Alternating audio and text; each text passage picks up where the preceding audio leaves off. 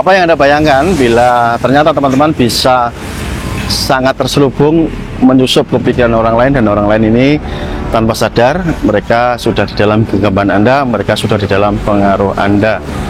Oke, buat Anda yang baru menemukan saya, perkenalkan saya Mas Nuk, seorang guru hipnotis, seorang pakar hipnotis yang sudah malang melintang lebih dari 10 tahun mengajarkan ilmu hipnotis ke banyak orang dan mencetak para penghipnotis hebat dan handal. Kali ini saya akan berbagi pada Anda beberapa jenis atau cara untuk mempengaruhi orang lain, dan tentu Anda bisa memilih dan memilahnya mana yang menurut Anda itu tepat untuk Anda praktekkan. Supaya lebih gamblangnya, saya akan menjelaskan kepada Anda. Namun terlebih dahulu saya ucapkan banyak terima kasih buat Anda yang hari ini sudah membeli ebook saya, ebook kitab Mahir Hipnotis, dan juga buat Anda yang hari ini sudah mendaftar di kelas privat Mahir Hipnotis bersama saya. Dan buat Anda yang menginginkan membeli ebook atau memiliki ebook saya, ataupun buat Anda yang mau mendaftar di kelas privat Mahir Hipnotis, silahkan Anda hubungi nomor WA yang saya berikan di kolom video. Oke, silahkan Anda simpan dan Anda WA saya. Sembari kita menikmati suasana yang santai teman-teman, saya akan menjelaskan kepada Anda beberapa prinsip atau beberapa cara untuk mempengaruhi pikiran. Dan sekaligus saya akan menjelaskan kelebihan dan kekurangannya, gitu ya, sehingga teman-teman nanti ketika belajar bisa memutuskan dengan tepat.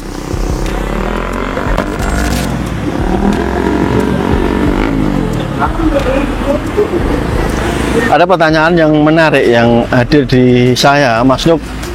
Menurut Mas Nuk nih, teknik cara mempengaruhi apa yang paling tepat atau yang paling powerful nih menurut Mas Nuk? Oke, kita akan bahas ya. Pelan-pelan saja kita bahasnya supaya Anda lebih memahami. Yang pertama tentu kita mengenal yang istilahnya hipnotis klasik ya, cara mempengaruhi dengan hipnotis klasik. Apa itu hipnotis klasik, Mas Nuk? Anda menghipnotis dengan cara konvensional, membuat orang tertidur, lantas Anda memberikan sugesti kepada orang tersebut. Ini sudah sering Anda lihat dimanapun, di TV atau di platform YouTube, di TikTok dan lain sebagainya. Kelebihan teknik ini adalah teman-teman bisa secara cepat ya langsung masuk ke pikiran alam bawah sadar, karena hipnotis ini biasanya dilakukan dengan teknik induksi yang sangat cepat. Dalam hitungan detik orang langsung masuk kondisi pikiran alam bawah sadar atau masuk kondisi trance ya. Ini kelebihannya teman-teman. Jadi Anda langsung bisa memasuki pikiran alam bawah sadar dan langsung bisa mengubah atau memberikan sugesti sesuai keinginan Anda. Namun kekurangannya di teknik ini adalah teknik ini bersifat jangka pendek ya, cocok untuk hiburan atau untuk mengatasi hipnoterapi ringan teman-teman. Untuk hal-hal yang berkaitan dengan fobia, dengan stres, dengan kecemasan ya, ini efektif gitu, atau psikosomatis gitu, bisa dilakukan dengan cara ini. Atau yang kedua, teman-teman bisa memilih teknik hipnotis yang halus, yang terselubung ya, atau covered, atau hipnotis secara tersembunyi. Pada dasarnya prinsip teknik ini adalah Anda bisa masuk ya atau menyusup ke pikiran orang lain tanpa dia sadari ya. Nanti saya jelaskan urutan-urutan cara tata caranya ya, tapi saya ingin menjelaskan terlebih dahulu cara kerja teknik ini teman-teman. Hipnotis yang halus, hipnotis yang terselubung tanpa menidurkan, ini juga luar biasa. Kelebihan teknik ini teman-teman, karena dilakukan dengan cara tersembunyi, dilakukan dengan cara yang halus, maka orang yang Anda pengaruhi sama sekali tidak menyadari bahwa Anda sedang melakukan prosesnya, karena sedemikian tidak kentaranya. Kelebihan yang lain dari teknik hipnotis yang model halus dan model terselubung ini adalah ini bisa untuk mengubah sesuatu hal yang jangka panjang. Contohnya apa? Mengubah mindset, mengubah pola pikir ya. Ini bisa long term gitu ya teknik ini. Karena nanti sangat kuat sekali menancap di pikiran bawah sadar orang yang Anda hipnotis dengan cara halus atau terselubung seperti ini, teman-teman. Selanjutnya adalah hipnotis dengan model self hypnosis atau menghipnotis diri sendiri. Nah, kelebihan teknik ini adalah Anda memberikan kebebasan kepada orang itu sendiri untuk mengubah mindset yang ada di pikirannya. Tuh ya. Jadi ketika seseorang melakukan self hypnosis atau menghipnotis dirinya sendiri kan artinya dia sudah mempunyai niat yang kuat. Saya mau menanamkan sugesti apa terhadap diri saya sendiri. Saya ingin mengubah apa yang ada di pikiran saya yang sebelumnya tidak tepat menjadi lebih tepat. Itu contohnya. Jadi 100% diberikan kebebasan bagi orang yang melakukan self hypnosis atau self hypnotis ini untuk mengubah mindset yang ada di pikirannya. Oke. Kemudian yang selanjutnya adalah dengan metode relaksasi hipnotis. Relaksasi hipnotis ini juga luar biasa. Biasanya seseorang ini cara melakukannya adalah membuat subjek atau klien atau suyet atau orang yang dihipnotis ini terlebih dahulu mengalami kondisi rileks yang mendalam. Oke, maka teknik ini pun luar biasa, teman-teman, karena subjek akan digiring pelan-pelan untuk memasuki kondisi relaksasi yang mendalam. Ketika sudah memasuki alam bawah sadar, kemudian dilakukan pendalaman atau dipening, maka sugesti dari penghipnotis ini juga kuat diterima. Oke, itu kelebihannya. Kekurangannya apa? Ini memakan waktu, karena relaksasi ini kan butuh waktu yang cukup lama dibandingkan teknik yang hipnotis klasik tadi, yang cepat atau fundamental hipnotis tadi. Selanjutnya adalah teknik Neuro Linguistic Programming atau NLP. Bagaimana Anda dengan sesi wawancara atau Anda mengajak berdialog dengan seseorang, Anda bisa memasukkan pola-pola sugesti yang tidak kentara. Ya, teknik ini juga efektif untuk mengubah cara pandang, cara pikir orang lain.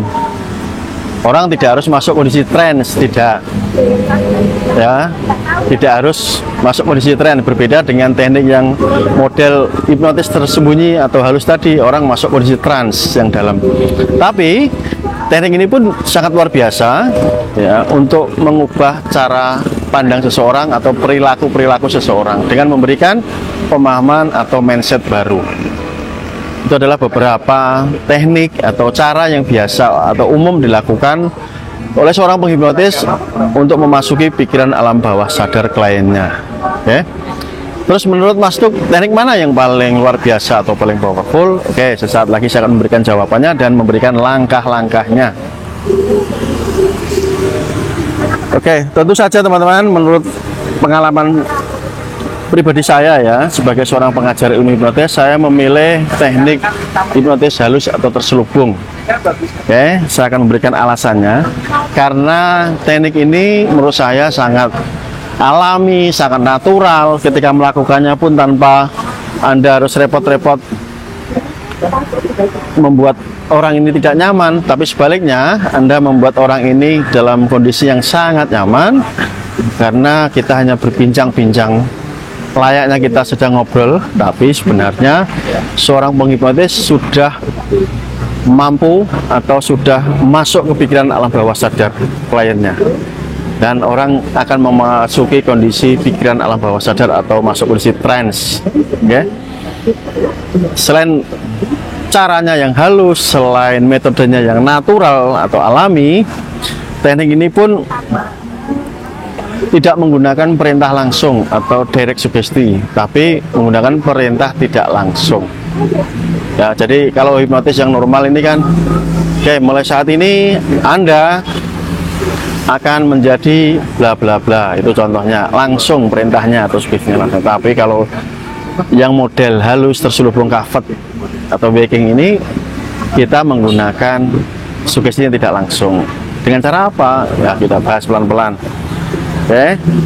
Yang pertama, kita harus melakukan yang namanya membangun hubungan terlebih dahulu dengan orang yang akan kita hipnotis, atau building rapport-nya harus bagus.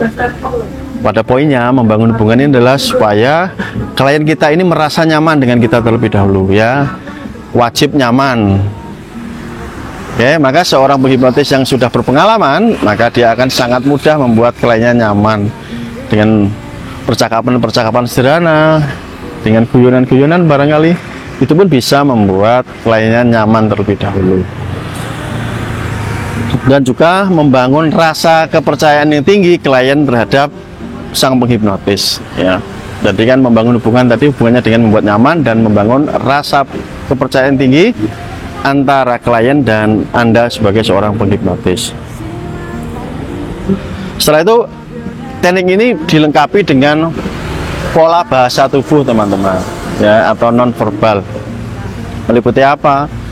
Ada gestur, ada eye contact, kontak mata ya, dan dengan pola-pola matching, dengan pola-pola mirroring gitu ya. Apa itu matching, apa itu mirroring ya, nanti Anda lihat video-video saya sebelumnya. Dan juga bisa ditambah dengan pola yes set, yaitu Anda menerapkan sistem atau cara pacing dan leading ya, bagaimana supaya orang ini berkata iya terhadap Anda. Itu ada teknik khususnya. Untuk memaksimalkan teknik yang model terselubung halus ini, Anda memaksimalkan untuk memunculkan perasaan klien Anda ya. Anda munculkan perasaannya, Anda libatkan emosional pasien atau klien Anda ini teman-teman. Nanti akan sangat kuat sekali bagi Anda. Jadi yang model teknik ini tidak menggunakan teknik yang mengintimidasi ya, tidak menggunakan teknik yang otoritas, tidak. Kalau hipnotis yang model cepat kan otoritas nih ya, otoritasnya tinggi. Misalkan diajak jabat tangan atau salaman katakan tidur, menyuruh ya, itu otoritasnya tinggi. Tapi ini lebih kepada kolaborasi atau kolaboratif antara Anda dan klien Anda ya. Jadi tidak ada klien merasa di bawah sang penghipnotis, tidak, tapi lebih kepada kolaborasi atau kerjasama supaya hasilnya maksimal, meskipun tanpa disadari cara kerjasamanya ya. Jadi klien tidak menyadari bahwa dia sedang diajak kerjasama oleh sang penghipnotis. Selanjutnya yang tidak kalah penting adalah tujuan dari proses hipnotis halus atau tersembunyi atau covet ini teman-teman. Tujuannya apa? Nah, ini anda harus tanamkan dulu di awal. Ini kliennya masalahnya apa sih, atau Anda pengen ubah goalnya menjadi apa ya? Anda harus tahu dulu nih. Misal klien Anda orang yang tipe tidak percaya diri, penakut, peragu. Nah, tujuan Anda menjadikan klien Anda menjadi orang yang sangat percaya diri, pemberani. Itu kan goalnya ya. Tetapkan dulu tujuan Anda dengan Anda di awal tadi ketika melakukan building report. Anda mengidentifikasi masalah klien Anda. Dan tidak kalah penting adalah kita menggunakan bahasa klien ya. Jadi bahasa yang sederhana, yang mudah dipahami klien, supaya terjadi yang namanya keselarasan. Jadi kita tidak menggunakan bahasa-bahasa yang rumit, bahasa-bahasa yang sulit untuk dipahami. Percuma Anda menggunakan bahasa yang terlihat intelektual, tapi klien Anda tidak paham. Ini ya percuma saja ya. Jadi oke, dipahami ya teman-teman. Jadi gunakan bahasa yang selaras dengan klien Anda supaya nyambung. Oke, kita lanjutkan teman-teman. Untuk proses induksinya, kalau induksi yang klasik tadi kan dengan cara cepat ya, dalam hitungan detik, dengan jabat tangan atau dengan teknik yang macam-macam itu, yang membuat klien hanya hitungan detik masuk kondisi alam bawah sadar. Kalau induksi yang model terselubung atau covet atau halus ini, kita melakukannya dengan cara mengalir ya, mengalir. Maksudnya apa? Sambil kita membuat namanya storytelling atau bercerita ya. Contohnya bagaimana Mas Nuk? Oke, nanti saya coba tampilkan contohnya ketika saya menggunakan teknik storytelling atau bercerita. Oke, setelah Anda menonton contohnya yang saya berikan, nanti Anda lanjutkan lagi ya, karena ini belum selesai. Warahmatullahi wabarakatuh. Halo teman-teman, berjumpa kembali dengan saya Mas Nuk dari channel Pondok Hipnotis. Di siang yang cukup panas kali ini, saya akan berbagi hal kepada teman-teman yang di luar sana. Namun sebelum teman-teman menyimak apa yang ingin saya bagikan, silahkan tekan tombol subscribe-nya ya, dan jangan lupa tekan loncengnya juga. Baik teman-teman, bagi teman-teman yang di luar sana seperti biasa yang ingin belajar keilmuan bagi hipnotis, hipnoterapi, tentang ilmu gendam, tentang magnetis dan lain-lain, teman-teman bisa hubungi WA yang saya taruh link di deskripsi di bawah ini ya. Oke, nanti dicek atau nanti saya taruh di sini. Oke. Di sini. Oke.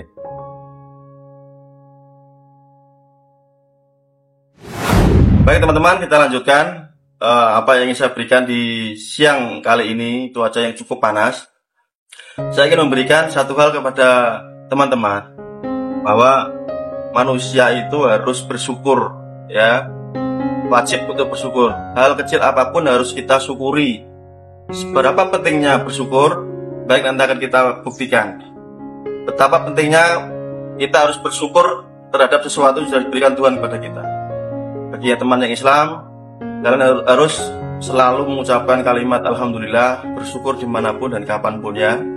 Ini sangat luar biasa efeknya. Oke, di sebelah saya ini ada teman atau tetangga saya, namanya Mas Tova, ya. Silakan Mas Tova ngomong Mas. Ngomong Mas. Namanya? Nama saya Rohim Mustafa. Oke. Oke, terima kasih Mas Tova ya. Mas Tova ini beliau asli desa saya di sini. Cuman domisilinya di Jakarta ya. Ini baru pulang kampung ceritanya, lama gak bertemu. Dan menariknya, Mas Tova itu belum pernah dihipnotis sama sekali. Bener Mas? Bener. Ya. Sama sekali belum pernah. Ya. Oke. Jadi belum pernah dihipnotis. Sebenarnya di sini ada 3 orang. Saya, Mas Tova, dan juga ada rekan satunya lagi. Oke. Cuma beliau tidak berkenan masuk di frame ya. Tapi nanti bisa mendengar suaranya beliau. Jadi begini teman-teman, apa yang saya berikan di siang ini kepada teman-teman yang di luar sana, yaitu tentang rasa syukur. Saya ambil yang kecil-kecil saja ya, contohnya bagaimana kita itu ketika teman-teman melihat video ini, otomatis teman-teman saya ingatkan kembali untuk bersyukur bahwa teman-teman masih diberikan nyawa ya. Artinya ketika teman melihat ini, teman-teman masih hidup, benar kan? Itu yang pertama. Yang kedua, teman-teman masih diberikan nafas ya, otomatis. Yang ketiga, teman-teman diberikan kemampuan oleh Allah untuk melihat dan juga kemampuan untuk mendengar. Ini yang pasti ketika kalian melihat video saya. Oke. Saya akan membuktikan betapa pentingnya rasa syukur ini. Saya akan mendemonstrasikan hal yang kecil, tapi ini mungkin sebagai pengingat teman-teman di luar sana dan juga pengingat saya sendiri ya. Contohnya adalah, apakah ketika saya berbicara seperti ini di hadapan teman-teman, ini murni dari kemampuan saya berbicara? Mungkin beranggapan bahwa ini adalah ya karena masuk sendiri yang punya kemampuan untuk berbicara. Namun sebenarnya tidak teman-teman. Kalau tidak diizinkan oleh Allah, tentunya saya tidak akan mampu berbicara. Benarkah seperti itu? Oke, kita tanya dulu sebentar ke teman-teman saya di sini. Oke. Mas Tova, ini umurnya berapa Mas? 27. 27. Sudah pandai berbicara Mas? Lancar kan? Lancar. Kalau bicara seperti biasa ya lancar. Bisa ngomong, lihat kamera Mas ini Mas. Kalau bicara seperti biasa-biasa hari-harinya tetap lancar. Lancar ya, tidak ada masalah ya? Tidak ada masalah. Baik. Mas Tova ini kategori orang yang normal ya, artinya bisa berbicara dengan lancar. Saya akan memberikan contoh betapa berbicara yang kita lakukan tiap hari ini bukan sesuatu yang kebetulan, tapi memang harus ada izin Allah. Jika Allah tidak mengizinkan, maka seberapapun kuat kita ingin ngomong pasti tidak bisa. Saya berikan contoh seperti ini. Baik. Sekarang ini saya sudah mendemonstrasikan ketika saya atas izin Allah mengambil suaranya Mas Tova. Ya, sekarang coba Mas bicara ya.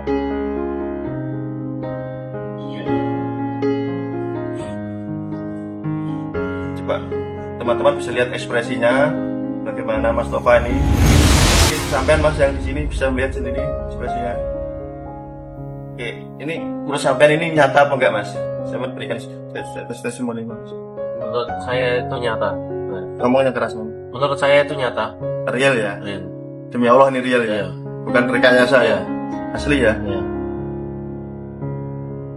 Ya, ini tadi mungkin teman-teman mendengar ada teman satu tapi tidak bersedia masuk di kamera. Dan ini juga muslim. Memberikan kesaksian bahwa ini adalah real dan nyata. Dan teman-teman bisa melihat sendiri ketika melihat Mas Nova ini sekarang tidak bisa berbicara, atas izin Allah. Betapa ini sangat tidak nyaman. Baiklah, ini saya kembalikan ke izin Allah ya. Mas, tarik nafas Mas. Gimana Mas? Sudah bisa berbicara sekarang? Sedikit belum bisa. Oke, sudah tak normal kembali. Ya. Sekarang maunya lancar. Udah Ada keras suaranya. udah lancar. Alhamdulillah ya. Alhamdulillah lancar. Tadi yang dirasakan apa Mas? Berat, ngomongnya nggak kuat. Susah bener nggak? Susah. Sama agamanya apa? Islam. Bisa bersaksi atas nama siapa? Allah. Bilang apa? Ya Allah. Demi Allah ya. Sama tidak bisa berbicara ya. Iya. Ini bukan rekayasa. Bukan rekayasa. Real.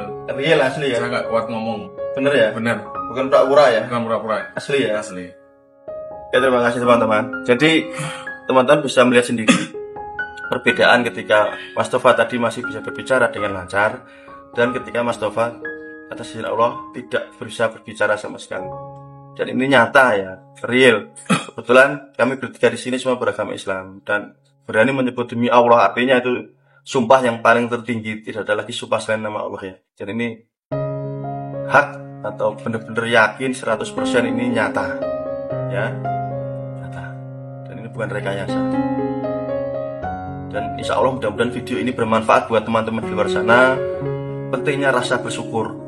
Seandainya teman-teman tidak diberikan kemampuan untuk berbicara, luar biasa betapa sulitnya kehidupan teman-teman ya. Jadi mulai saat ini dan seterusnya ketika teman-teman melihat video ini, bersyukurlah. Apapun agama teman-teman, bersyukurlah dengan cara masing-masing ya. Tetap bersyukur kapanpun dan dimanapun. Semoga video ini bermanfaat. Sampai bertemu kembali di video saya berikutnya. Salam dari saya Mas Nuk, salam hipnotis, salam gendam, salam sejahtera. Wassalamualaikum warahmatullahi wabarakatuh. Oke, Anda sudah menontonnya. Sekarang saya lanjutkan tahapan berikutnya. Anda kan sudah tadi melihat contoh apa yang saya praktekkan. Nah, Anda bisa menyimpulkan bagaimana hanya dengan storytelling atau bercerita dengan ya senatural mungkin, sehalus mungkin, klien tidak merasa terintimidasi oleh kita, gitu ya. Dan biasanya menggunakan bahasa-bahasa yang ambigu ya. Nah, untuk teknik ini para penghipnotis menggunakan bahasa yang ambigu. Tujuannya apa sih? Supaya klien ini area kritisnya atau pikiran kritisnya ini non aktif atau tidak aktif. Selanjutnya adalah ketika klien kita ini sudah memasuki kondisi trance dengan mata terbuka, ya, dengan kondisi mata terbuka, sang penghipnotis ini bisa memanfaatkan dengan menggunakan saran-saran atau sugesti tidak langsung, ya, tidak langsung. Contohnya begini. Contoh yang langsung dulu ya, yang langsung ya. Langsung ini kan hanya digunakan untuk hipnotis yang klasik ya, cocoknya. Oke, saat ini Anda pasti tahu solusi apa yang terbaik untuk diri Anda. Itu contohnya ya, langsung. Atau Anda bisa menyarankan. Mulai saat ini Anda menjadi orang yang sangat pemberani, menjadi orang yang sangat percaya diri. Itu perintah langsung dari Anda. Namun kalau tidak langsung bagaimana? Nah, kita akan bahas ya, kita berikan kata-katanya seperti ini ya, ambigu dan tidak langsung. Mungkin saat Anda dalam kesendirian, Anda menemukan di dalam diri Anda, oh ternyata Anda itu juga mempunyai keberanian. Oh ternyata Anda juga mempunyai rasa percaya diri yang tinggi.